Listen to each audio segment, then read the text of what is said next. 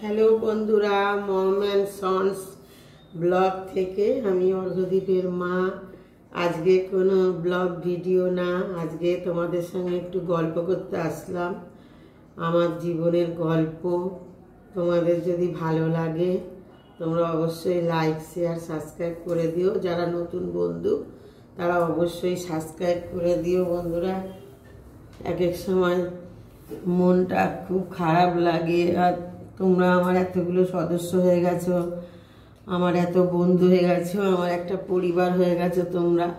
আজকে 1 থেকে প্রায় 10,000 হতে যাচ্ছে আমার সাবস্ক্রাইবার। আমার এত বন্ধু, এত প্রিয়জন, এত আমার পরিবারটা বড় হয়ে গেছে। সেই জন্য তোমাদের সঙ্গে আমি কিছু কথা শেয়ার করছি আজকে। বন্ধুরা, আমার জীবনে তোমরা যে সুখ দেখছো এর পিছনে অনেক দুঃখ আছে। বন্ধুরা, আমার যে এখন সুখটা দেখছো না, এটা লড়াই করে করে এই সুখটাকে আনতে আমার অনেক জীবনে লড়াই করতে হয়েছে। বন্ধুরা, অর্ঘ্যদীপের বাবার সাথে যখন আমার আলাপ হয় বন্ধুরা, তখন ওরা তো 2 ভাই, আর আমার শ্বশুর শাশুড়ি, আমার কোনো ননদ ছিল না। হ্যাঁ, অর্ঘ্যদীপের বাবারা 3 ভাই ছিল। তা আমার যে মেজ ভাসুর, উনি 4 বছর বয়সেই মারা গেছে। তা আমার শ্বশুরমশাই জমি কিনে রেখেছিলেন 2 কাঠা। তা আমার শ্বশুরমশাই হার্টের পেশেন্ট ছিলেন। যতবারই জমিটা বাড়ি করতে যায় ততবারই আমার শ্বশুরমশাই অসুস্থ হয়ে পড়েন। তখন শাশুড়ির আত্মীয় স্বজন, শ্বশুরবাড়ির সবাই আত্মীয় স্বজনরা আলোচনা করলো যে ওনার নামে তো বাড়িঘর সবার সহ্য হয় না, করতে গেলে অনেক বাধা বিঘ্ন পড়ে, তাহলে কি হবে, বড় ছেলের নামে, আমার ভাসুরের নামে সমস্ত জমি লিখে দিয়েছে আমার শ্বশুরমশাই। তা অর্ঘ্যদীপের বাবা বলছে যে, বাবা তুমি যে দাদার নামে সব লিখে দিলে জায়গা জমি, তা দাদা যদি আমাকে ভবিষ্যতে না দেয় তখন কি হবে? শাশুড়ি বললো যে এদের 2 ভাইয়ের মধ্যে বন্ধুরা খুব মিল ছিল। আমি যে জেঠিমার বাড়ি গিয়েছিলাম, ওই জেঠিমাও বলেছিল যে না, ওদের 2 ভাইয়ের মধ্যে খুব মিল আছে। তা এবারে আমার ভাসুর বিয়ে করলো, তারপরে বাড়ি হলো। বাড়ি হওয়ার পরে ভাসুর বিয়ে করলো, বিয়ে করার পরে তারপরে অর্ঘ্যদীপের বাবাকে সবসময় আমার ভাসুর টর্চার করতো। হ্যাঁ, তুই ভালো রোজগার করিস না, টাকা দিস না, বাড়ি থেকে বেরিয়ে যা, এই কর সেই কর, এরকম টর্চার করতো। তার সাথে সাথে শাশুড়িও বলতো তুই ভালো কিছু করিস না। তখন অর্ঘ্যদীপের বাবা টুকটাক প্রাইভেট ফার্মে কাজ করতো আর কি, আর বাড়িতে টাকা দিত খাওয়ার জন্য, খাওয়া খরচা দিত। এবার আমার অর্ঘ্যদীপের বাবার সাথে আমার পরিচয় হয়, আর অর্ঘ্যদীপের বাবা খুবই নম্র, ভদ্র, বিনয়ী। এটা দেখে আমার খুব ভালো লাগতো ওর বাবাকে, যে বাবা খুব শান্ত প্রকৃতির, আমার ভালো লেগে গেছে। এবার আমাদের মধ্যে প্রেম ভালোবাসা হয় দুজনের মধ্যে। একদিন অর্ঘ্যদীপের বাবা আমাকে বলছে, বন্ধুরা, তখন বলছে কি যে আমি বলছি যে আমাকে বিয়ে করো, আমার তো বাড়ি থেকে সম্বন্ধ দেখছে, আমার মা সম্বন্ধ দেখেছে, আমার অনেক এক জায়গায় সম্বন্ধও ঠিক হয়ে গেছিলো বন্ধুরা, ঢাকুরিয়াতে। সেই ছেলের বড় মুদিখানা দোকান, 3 তলা বাড়ি, পাকা কথাটা তো সব হয়ে গেছিলো, আমার সাথে বিয়ে ঠিক হয়ে গেছিলো। তো অর্ঘ্যদীপের বাবা, আমরা পরেশনাথের মন্দির আছে ওইখানে আমরা দুজনে মিট করতাম, দেখা করতাম প্রত্যেক সপ্তাহে একবার করে। প্রেম ভালোবাসা। আর আমাদের সময় বন্ধুরা এত মোবাইলও ছিল না, তারপরে ওই চিঠিপত্র দেওয়া দেই হতে, এরকম ধরো আজ থেকে 27-28 বছর আগেকার কথা বলছি। তো একদিন অর্ঘ্যদীপের বাবা আমাকে বলছে যে তুমি ছাড়া আমার কিন্তু কিছু নেই, তুমি আমার আছো, আর আমার কিন্তু কিছু নেই। তুমি আমাকে যদি বিয়ে করো, তুমি একটা নিঃস্ব ছেলেকে বিয়ে করবে, সর্বহারা ছেলেকে। এবার বন্ধুরা, ওর বন্ধুও এসছে, অর্ঘ্যদীপের বাবার বন্ধুও বলছে যে এখনও চিন্তা করো, তুমি বিয়ে করবে কি করবে না, কেননা ওর দাদা কিন্তু সমস্ত বাড়িঘর দাদার নামে, ওর নামে কিছু নেই।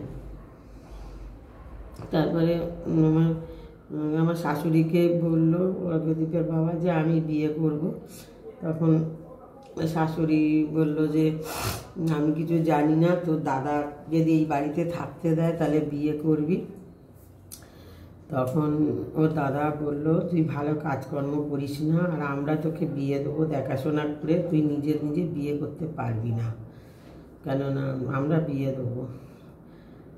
অর্ঘ্যদীপের বাবা বলল যে না, আমি প্রেম করেছি, আমি বিয়ে করব, আমি কেন তোর দেখা মেয়েকে বিয়ে করতে যাব, আমার যাকে ভালো লাগবে করবো। এই নিয়ে বন্ধুরা ওদের দুই ভাইয়ের মধ্যে একটু মনোমালিন্য হলো। তারপরে আমাকে বলছে তুমি ছেড়ে দাও। আর বন্ধুরা আমি ওকে ভালোবেসেছি, এতদিন মানে কথা বলেছি, বন্ধুত্ব হয়ে গেছে, এখন কি ছাড়া যায় মাঝপথে? আর আমি ওরকম মেয়েও না, আমি যাকে ভালোবাসি তাকে মন প্রাণ দিয়ে ভালোবাসি। এবার বিয়ে হলো বন্ধুরা। বিয়ে হওয়ার পরে আমি মানে কিছুদিন ভাড়া বাড়িতে ছিলাম। ভাড়া বাড়িতে থাকার পরে আমার ভাড়া বাড়িতে থাকলাম, তারপর অর্ঘ্যদীপ হলো। এবার বন্ধুরা আমার 300 টাকা, অর্ঘ্যদীপের বাবা একটা প্রাইভেট ফার্মে চাকরি করতো, 800 টাকা মায়না পেত, তার মধ্যে ঘর ভাড়া 300 টাকা। বন্ধুরা 300 টাকা ঘর ভাড়া দিয়ে দিতাম আমরা। আর কি ঘর, টালির ঘর বন্ধুরা, আর উপরে টিনের ছাউনি, ম্যাজবেস্টারের, গরম, সারাদিন টিকতে পারতাম না। তারপরে অর্ঘ্যদীপ হওয়ার পরে তো থাকলাম ওই ঘরে, অনেক কষ্ট করেছি বন্ধুরা। মানে দুজনে এমনও দিন গেছে 500 চাল এনে রান্না করে আলু সিদ্ধ ভাত খেয়েছি। কিন্তু আমার শ্বশুর শাশুড়ি, আমার ভাসুর কোনোদিন খোঁজ নিত না, শুধু খোঁজ নিত, আমার ভাই বোনেরাও খোঁজ নিত না। মাও আমাকে কেমন কেমন করতো যে এরকম একটা বেকার গরিব ছেলেকে বিয়ে করেছি বলে। সবাই মানে আমাকে ছোট চোখে দেখতো বন্ধুরা, খারাপ ব্যবহার করতো। আত্মীয় স্বজনরাও বলতো যে তুই কি দেখে বিয়ে করেছিস, একটা মাথা গোজার আশ্রয় নেই, চাকরি নেই, কোনো ভবিষ্যৎ নেই, সবাই মানে বাজে বলতো। তাও বন্ধুরা আমি বিয়ে করেছি। আমি এইটুখানি জানতাম যে আমাদের দুই স্বামী স্ত্রীর যদি ভালোবাসা ঠিক থাকে, সত্যিকারের পবিত্র ভালোবাসা থাকে, একদিন ভালোবাসার জয় হবে। এবার বন্ধুরা অর্ঘ্যদীপ হলো, হওয়ার পরে মানে বর্ষা আসলো, তো আষাঢ় মাসে হয়েছে, জুন মাসে। এবার বন্ধুরা আমরা ভাড়া বাড়িতে থাকতাম, বাপের বাড়ি কিছুদিন ছিলাম, তাও আত্মীয় স্বজনের নানান কথা, শ্বশুর বাড়ি থেকে তোর কেউ আসে না, তো শাশুড়ি খোঁজ নেয় না, ভাই বোনেরাও অত্যাচার করতো, শ্বশুর বাড়িতে তোকে কেউ দেখে না, আমাদের যত ঝামেলা পোয়াতে হয়, এই হয় ওই হয়। একবার তো আমার বাবা, আমি শুধু কাঁদতাম যে কি বিয়ে করলাম, কি ভবিষ্যৎ। আর অর্ঘ্যদীপের বাবা পাগলের মতন ভালো কাজ খুঁজে খুঁজে বেড়াচ্ছে, কোথায় কোথায় যাচ্ছে। প্রাইভেট ফার্মে কাজ করতো, এক্সট্রা কাজও করতো, অনেক কাজ। মানে উনি শিক্ষিত মানুষ হয়ে একটা প্রাইভেট ফার্মে মাথায় করে মানে উটেদের মতো মানে মালপত্র নিয়ে এদিক থেকে ওদিক যেত, দুটো পয়সার জন্য প্রচুর কষ্ট করতো বন্ধুরা।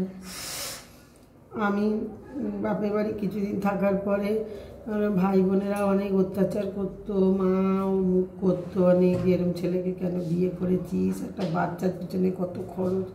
আর অর্ঘ্যদীপের বাবা সারাদিন খাটতো, চেষ্টা করতো কীভাবে উন্নতি করবে, সংসার কী করে করবে। আমিও কষ্ট করতাম। তারপরে একদিন খুব বৃষ্টি হয়েছে বন্ধুরা, অর্ঘ্যদীপের মাথায় ছাতা ধরে দুই স্বামী স্ত্রী বসে আছি, মাথায় টপ টপ করে জল পড়ছে, কি কষ্টে ভাড়া বাড়ি কাটিয়েছি। তখন সিপিএমের আমল ছিল, সিপিএমের তখন রাজত্ব ছিল। বিচার হলো, সিপিএমের থেকে মহিলা সমিতি থেকে মিটিং হলো। বিচারে আমার ভাসুরকে, আমার শাশুড়িকে অর্ঘ্যদীপের বাবা হাতে পায়ে ধরে কাঁদছে, বলছে আমি ভাড়া দিতে পারি না, আমার ভাড়া দেওয়ার সামর্থ্য নেই, আমাকে সিঁড়ির ঘরটা একটু থাকতে দাও না। আমার শ্বশুরবাড়ি যে সিঁড়ির ঘরে থাকতে চেয়েছিলাম, তাও বন্ধুরা আমাদের দেয়নি জানো। তারপরে ওকে ভাড়া বাড়ি থাকতাম কষ্ট করে, আর অর্ঘ্যদীপের বাবা টুকটাক কাজ করতো, এইভাবে দিন কাটছিল। তারপরে আমি দেখলাম যে বাবা আর কতটা হেল্প করবে। আমি আবার কিছু শাড়ি নাইটি টাইটি এনে কিছু টাকা, অর্ঘ্যদীপের বাবা 3000 টাকা একটা বন্ধুর কাছ থেকে ধার করে নিয়ে এসেছিল। বললো যে 3,000 টাকা দেবেন, আমি বউ একটা ছোটোখাটো বিজনেস করবো। 3,000 টাকা সেই পুঁজি আমার বন্ধুরা। সেই টাকা দিয়ে আমি মাল আনলাম, বিছনার চাদর, শাড়ি, নাইটি এইসব এনে বিজনেস করতে লাগলাম। অর্ঘদীপ স্কুলে ভর্তি হলো, আর আমি ওই স্কুলের আমি সাইড ব্যাগে করে মাল নিয়ে নিয়ে যেতাম স্কুলের বন্ধুর মায়েদের দিতাম, শাড়ি এটা ওটা ওরা এইভাবে বিক্রি করলাম। এইভাবে খদ্দের হতো, আমার পাড়ায় বিক্রি করলাম। করে করে পয়সা করি। অর্ঘদীপের বাবা বললো, তুমি যা ইনকাম করবে তুমি একটু সংসারে খরচ করবে আর জমাবে। এবার বন্ধুরা আমি একটা ব্যাংকের বই করলাম, কিছু টাকা ব্যাংকে রাখতাম, কিছু টাকা সংসারেও খরচ করতাম। অর্ঘদীপের বাবাও হেল্প করতো। কিছুদিন হেল্প করার পরে তারপরে বন্ধুরা আমার বাবা রিটায়ার হয়ে গেল, সরকারি চাকরি করতো। আমার বাবা এই জমিটা কিনে দিল, আমি যেখানে আছি।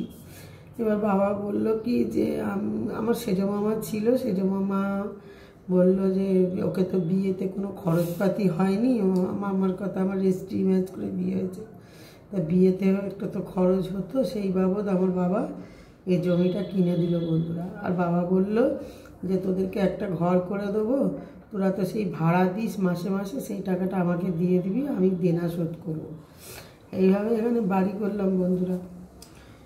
বললে এখন অনেক হিস্ট্রি, অনেক কথা, ভিডিওটা বড় হয়ে যাবে। তারপরে এখানে বাড়ি করার পরে অর্ঘদীপের বাবা একটু ভালো চাকরি পেলো, দেওয়ার পরে আমাদের একটু মানে ভালো দিন আসলো আর কি, কষ্টের দিন থেকে একটু ভালো দিন আসলো। তখন এইভাবে হতে হতে এবার অর্ঘদীপ মাধ্যমিক পাস করে গেল। উচ্চ মাধ্যমিক বলে তো অনেক ঝামেলা হলো। সেই স্যারে কী করছিস, কি না সত্যি চাকরিতে যা, একটা কথা বলছি তার মধ্যে ব্যাঘাত ঘটাচ্ছে।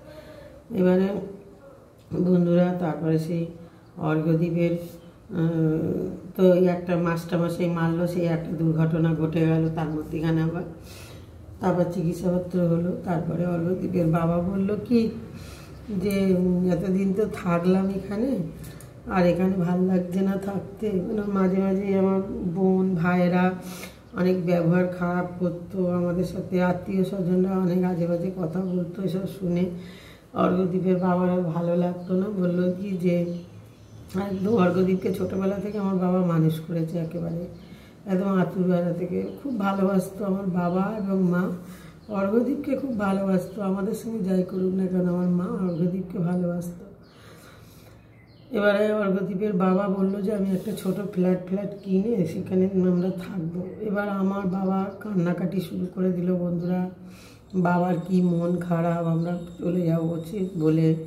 এবার বাবা আমার সাথে ঝগড়া করলো, হ্যাঁ আমি তোদের এই ঘরটা থাকতে দিয়েছি, তোদের আমি কি মাথায় করে নিয়ে যাব, তোর তো একটা অংশ আছে, তোর তো একটা ভাগ আছে, তুই এখানে কর। বন্ধুরা অনেক মানুষ বারণ করেছিল যে এখানে ঘর বাড়ি করিস না, কিছু না। তো বাবা বললো যে আমি সব লিখে টিখে দিয়ে যাব, তোদের চিন্তা নেই, তোদের প্রশ্ন তোদের লিখে দিয়ে যাব। কিন্তু ওই যে বন্ধুরা মানুষই তো অনেক কিছুই আশা করে, কিন্তু কার কখন মৃত্যু হবে, কে কখন হঠাৎ মরে যাবে সেটা তো কেউ জানে না। কেন বাবা আশ্বাস দিল, আমি এখানে বাড়িঘর করলাম। আমি এখানে বাড়িঘর করেছি বলে সব হিংসা বন্ধুরা, আত্মীয় স্বজনদেরও কিছু হিংসা, আমাদের পাড়া প্রতিবেশীরাও হিংসা করে। মানে বাবার বাড়িতে থাকি, পাড়া প্রতিবেশীরা তাদেরও তো ননদ আছে, তাদেরও সব বোনেরা আছে, তাদের বোনেরাও বলে যে ওর বাবা কি সুন্দর দেখ জমি জায়গা দিয়েছে, আর ওরা সব বঞ্চিত করেছে বোনেদের, তার জন্য ওদের একটা আমাদের সাথে একটা হিংসা। হ্যাঁ, আমার ভাই বোনকেও উত্ত্যক্ত করে, তোর দিদিকে দিয়ে গেছে তোর বাবা, তোর দিদিকে দেওয়ার কি দরকার ছিল, মানে আমাদের দিয়েছে বলে সবারই রাগ, একটা হিংসা আমাদের প্রতি। আত্মীয় স্বজনের তো আছেই, পাড়া প্রতিবেশীরাও তাদেরও পরিবার আছে, তাদের ননদরা আছে, তাদের ননদরাদের কাছে তাদের একটা ছোট হয়ে থাকতে হয়। আজকালকার দিনে মেয়েদেরকে দিতে চায় না বন্ধুরা, এটা তো একটা অধিকার হয়েছে বলে সবাই দেয়, যে মেয়ের সঙ্গে ছেলে মেয়ের সমান অধিকার, এই নিয়মটা উঠেছে বলে। এইবারে বন্ধুরা আমি এইখানে বাড়ি করে আমি যা জ্বলছি, আর আমার যা কষ্ট জীবনে, আমি এত কিছু ভাবিনি, আমি সরল মনে করেছি। আমার বাবা সবসময় বলতো তোর ভাসুর ঠকিয়েছে, তোর ভাই বোন তোর পাশে থাকবে, দেখবে। ওরা ওরকম না তোর শ্বশুরবাড়ির লোকের মতো, ওরা খুব ভালো ভালো। কিন্তু বন্ধুরা জানো তো, কোনো স্বামী স্ত্রীর মিল, ভাই বোনের মিল, কোনো বন্ধু মিল, তার মধ্যিখানে মানে একজন ঢুকে যাবে, তার মধ্যিখানে ঢুকে সেখানে অশান্তি সৃষ্টি করবে। আমাদের এখানে একটা হার্ডওয়্যারের দোকান ছিল, ওরকম দুজন মানুষ কি মিল, মানে একই পরিবারের মতন থাকতো। ওই ভদ্রমহিলাকে আমি চিনি, আমার ছেলের সাথে ওর ছেলে স্কুলে পড়তো। তা আমাদের পাড়ায় একটা হার্ডওয়্যারের দোকান, তা উনি দেওর বলতো, খুব ভালোবাসতো, একই পরিবারের মতন থাকতো। সেইখানে বন্ধুরা ভাঙিয়ে তাদের মধ্যে বিচ্ছেদ করলো। আমাদের পাড়া এত বদমাইশ, মানে আমার বাপের বাড়ি থেকে আমাদের বাড়ি পর্যন্ত এইটুকু, মানে আমাদের এই বাস স্ট্যান্ড ওই দিকটা ভালো, বা আমাদের সুলঙ্গড়ির দিকটাও ভালো, ওখানকার মানুষ এত বদমাশ না। কিন্তু আমাদের বাপের বাড়ি থেকে আমাদের এইখান পর্যন্ত মানে মানুষ এত বিষাক্ত, কোনো মিল ঝিল দেখতে পারে না কারোর সাথে কারোর। যদি কারোর সাথে কারোর মিল দেখে, সেখানে ঝগড়া লাগাবে, সেখানে তার মধ্যেখানে ঢুকে মানে যাতে বাড়িটারি বিক্রি হয়। সব দালাল চক্র আছে এইটুকু জায়গার মধ্যে, মানে কিভাবে বিভ্রান্ত করবে, কিভাবে অশান্তি। আমাদের পাড়ায় কত, আমাদের বাপের বাড়ির পাশের বাড়িটা 2 ভাই ছিল, বোন ছিল, তাদের মধ্যে অশান্তি লাগালো। এরকম যারা অশান্তি লাগায় ভাই বোন, তাদের আবার নিজেদের মধ্যে মিল আছে। যে পাড়া এত বদমাস, এবং অশান্তির সৃষ্টি করে। বন্ধুরা, আমি খুব অশান্তির মধ্যে আছি, আর মনে মনে আফসোস হয় কেন এখানে করলাম। অর্ঘ্যদীপের বাবার জন্যই আমার খুব কষ্ট হয়, এই মানুষটার জন্যে। আর ওর বাড়ির লোক ওকে ঠকিয়েছে বলে বাবা ওকে ভালোবেসে নিতে চায়নি, ওখানে থাকতেও চায়নি, ওর কোনো লোভ নেই। ও বলছিল যে আমি ছেলেকে নিয়ে, তোমাকে নিয়ে, আমার ফ্ল্যাটও দেখেছিল, আমরা নিজেদের মতন থাকবো। আমার বাবা মা আমাকে এইখানে বসিয়ে রেখে, বন্ধুরা, আমাকে কি কষ্টের মধ্যে রেখে গেছে। আমি যে কি ভিডিও করব, কি তোমাদের ভিডিও দেবো আমি জানি না। আমাকে এইটুকু দিয়েছে বলে আমার ভাইয়ের হিংসা, আমার ভাইয়ের বউয়ের হিংসা, আমার বোনের হিংসা, আমাদের আত্মীয় স্বজনের হিংসা। তা আমার বাবা আমাকে কোথায় ভাসাবে? তখন আমার অল্প বয়স, আমার বাবা ভয় পেত যদি অর্ঘ্যদীপকে আমার ভাসুর বিক্রি করে দেয়, বাচ্চা তো অনেক সময় অনেকে বিক্রি করে দেয়, যদি লোক লাগিয়ে কিছু করে, বাবা এই ভয়টাই পেত।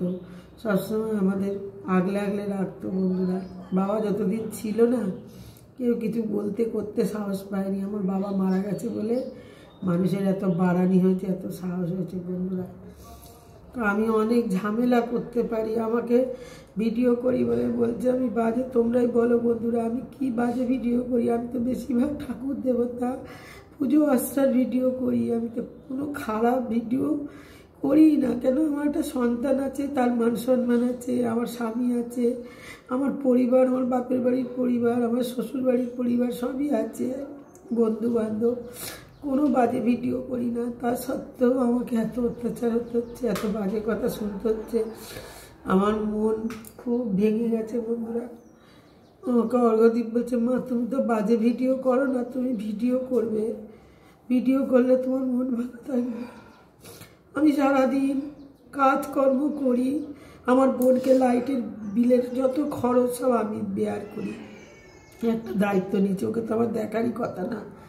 আর বন্ধুরা, ও লোকের কথা শুনে আমার সঙ্গে এত শত্রুতা করছে, কি বলবো। মানে মানুষ এইসব হচ্ছে, মানুষ আরও আগুন ধরিয়ে দেয়, বুঝেছো? আরও কেউ ওর মতন বোঝায়, আমাকে আমার মতন বোঝায়। আমার শুধু খারাপ লাগে অর্ঘ্যদীপের বাবার জন্যে, হ্যাঁ, যে এত টাকা পয়সা খরচা করে বাড়িটা করলো। আজকে ও সোজা সরল মানুষ বলেই তো, আর কতক্ষণই বা থাকে বাড়িতে। সে সকাল 8টায় চলে যায়, রাত 10টায় আসে, দোকান বন্ধ করে আমার সাথে কতটুকু সময় থাকে বলো তো বাড়িতে? তাও মানুষের হিংসা, পাড়ার লোকের হিংসা, টিপ্পনি মারা কথা, হ্যাঁ, এত হিংসা। যারা বলে তারা শ্বশুরের পয়সা খাচ্ছে, শ্বশুরের সম্পত্তি নিয়েছে, শ্বশুরের টাকা পয়সা ফ্ল্যাট কিনছে, তার বেলায় দোষ নেই। আর আমার বাবা আমাকে এইটুকু আশ্রয় দিয়েছে, তাও কেন আমাকে দিতেও না, শ্বশুরবাড়িতে ঠকিয়েছে বলে আমার ভাসুর, সেই সব কষ্ট দেখেই বাবা দিয়েছে। তার জন্যে মানুষের কত কথা, আত্মীয় স্বজনের কত কথা এমন কাটা কাটা করে বলে বন্ধুরা। আমার ভাই কোনো প্রতিবাদ করে না, ও কি প্রতিবাদ করবে, ওর কোনো ক্ষমতাই নেই। ও নিজের বাড়িতেই এঁচড় চুরি হয়ে যাচ্ছে, ও কিছু করতে পারছে না। ও আসলে সেই রকম একটা বড় কিছু না তো যে মেম্বার পার্টি বা গিয়ে ও কোনো কিছু না, একটা সাধারণ ছেলে। ও আর কি করবে, ও কী করতে পারে?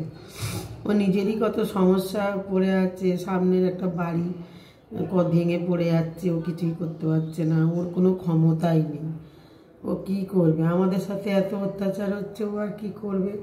ও আমার বোন, ওকেও তো কত অত্যাচার করেছে একটা সময়, আর ওর ভরসা করা যায় না। ও বাড়িতেও থাকে না, সবসময় কাজের মধ্যে থাকে।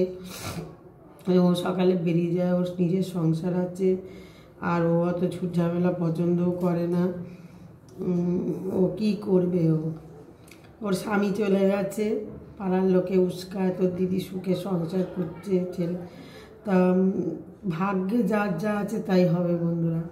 ওর স্বামী যদি ওকে ধোয়ার নিয়ে করে, আমরা কি করতে পারি? আমার ভাই বা কী করতে পারে, আমরাই বা কী করতে পারি? ও বন্ধুরা ভীষণ ঝগড়াটে আর শয়তান আর স্বার্থপর, ভীষণ স্বার্থপর। স্বার্থ ছাড়া একবার চলে না, বহুত বদমাস বন্ধুরা। আজকে লোকে এত প্রশ্রয় পেয়েছে ওর জন্যে। সারাদিন একটা স্কুলে চাকরি পেয়েছিল, করলো না। শরীর খারাপ বলে ছেড়ে দিল। কাজ করবে না, তো ছেলে নেই, পুলে নেই, তো স্বামী নেই, তুই একটা কর্ম কর, কাজ কর, যে কোনো একটা কাজ। ও কাজ বাজ করবে না, ও সারাদিন খালি টোটো করে ঘুরবে পাড়ায় পাড়ায়, এর দোকানে ওর দোকানে তার দোকানে গিয়ে আমাদের নামে উল্টোপাল্টা বলবে, উল্টো বলে মানুষকে তাতাবে, তাতিয়ে ঝগড়া অশান্তির সৃষ্টি করবে বন্ধুরা। আমি লাইটের খরচা দিই, আমি বলি তুই কোনো কাজকর্ম কর, সব তো মানুষকে চালানো সম্ভব না। একটা লাইটের বিল দেই, এদের বাড়ির ট্যাক্স দেই, বাড়ির পায়খানা বাথরুম এত ডেকে আমি পরিষ্কার করাই, জঙ্গল ফঙ্গলও কিচ্ছু করে না। ওর করবে কোথা থেকে? আর ও 1000 টাকা লক্ষ্মীর ভাণ্ডার পায়, এতদিন ভাড়া পেত, ভাড়াটের ভাড়া খায়, ভাড়া ঘর ঠিক করে দেয় না। কোন ভাড়াটে থাকবে ওর কাছে? একটা বাড়িতে মেনটেনেন্স আছে। এইরকম ইয়ে, আর ওকে লোকে আরও তাতাচ্ছে বন্ধুরা। আমি ঈশ্বর মানি, আমার এক সময় বন্ধুরা আমাকে আমার ভাসুর একটা সিঁড়ির ঘরও দেয়নি থাকতে। আজকে আমার ঘরের অভাব নেই। আমি জানি আমি যদি সৎ পথে থাকি না, আর আমার মন যদি পবিত্র থাকে বন্ধুরা, যতই ঝড় আসুক আমি সামলাতে পারবো। আর আমাকে না বুঝে না চিনে যে আমাকে কষ্ট দেবে, যে আমাকে দুঃখ দেবে, আমার সাথে আমার মা আছে। আমি জানি, আমি দোকানে থাকি, আমার সাথে আমার মা আছে। আমাকে যে কষ্ট দেবে না, সে দ্বিগুণ কষ্ট পাবে। সে নিজে নিজে কষ্ট পাবে আর ভাববে যে ওই মানুষটাকে কষ্ট দিয়েছি বলে আজকে আমি এত কষ্ট পাচ্ছি। তার মনে তার বিবেক দংশন হবে। যাক গিয়ে বন্ধুরা, অনেক কথা বলে ফেললাম, ভিডিওটা অনেক বড় হয়ে যাবে। অনেক কথা বলার আছে, আবার আরও বলবো। আমার ভিডিওটা যদি তোমাদের ভালো লাগে, তোমরা লাইক শেয়ার সাবস্ক্রাইব করে দিও। যারা নতুন বন্ধু তারাও সাবস্ক্রাইব করে দিও। আর বন্ধুরা, তোমরা আমার পাশে থেকো, অন্তত আমার এই দুঃখের কথাটা তোমরা বোঝার চেষ্টা করো। এই বলে আমি আমার ভিডিওটা শেষ করছি।